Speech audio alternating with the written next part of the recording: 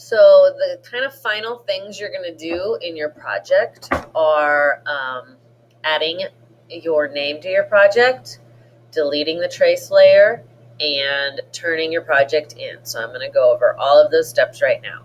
So before you turn anything in, you need to go and delete this trace layer, because when you publish it, if you don't delete it, it will show up on the final project, even if it's turned off and even if it's in the back sometimes. So go ahead and go down to that trace layer and hit this trash can right here and just completely delete that layer. That's the first thing you need to do.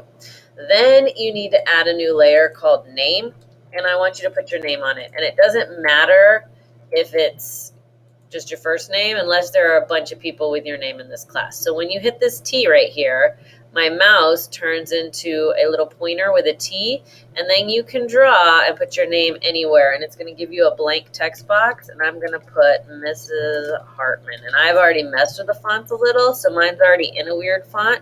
But to change it, you're going to highlight inside the font, and you just highlight inside the text box. And then over here on your properties, you have all different kinds of things you can mess with.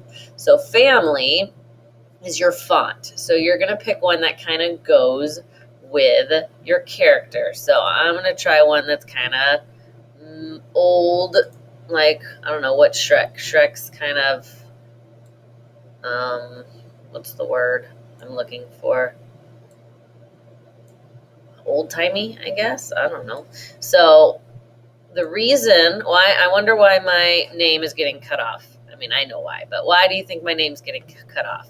It's because my name is under the grass layer. So I just need to drag it up a little, okay? Now, if you don't like that color, you highlight it again, and this is the color, this is the size. I can drag back and forth to change the size, and then the color, I could just pick a color. You just want to pick a color that shows up. It really doesn't matter what color it is, just something that looks good.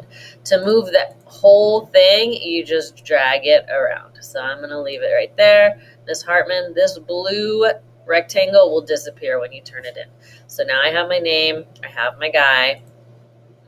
I'm going to check to see what it looks like before I turn it in. So I'm going to go to File, Publish Preview, and then Flash, and it's going to give me the Swift file. This is what I grade. So I just want to make sure it's all on the stage, my name's not cut off, none of my Dunny's cut off. It looks good. Okay, so now I'm ready to turn it in. I'm going to go to File, Save, File, Publish, and that saves it and publishes it on my H drive. So I have it. Now, to turn it into me, you're going to have to go to File, Save As, and you're going to go find my shared drive. So you're going to go find the Paredes S, Shared, Students. Let's go to Hartman, Turn in Folders. I'm going to put this in 7th period.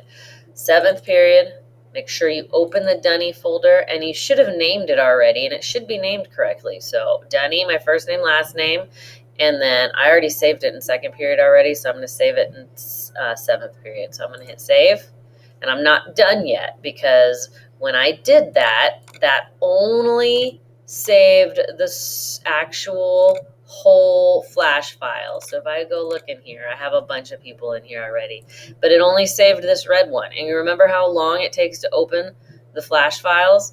Like, I don't have time to grade that. So I need to do one more thing. File, Publish, and now I have the 3 files in there. So I can grade this Swift file when I go through and I grade these. Okay? That's how you turn them in.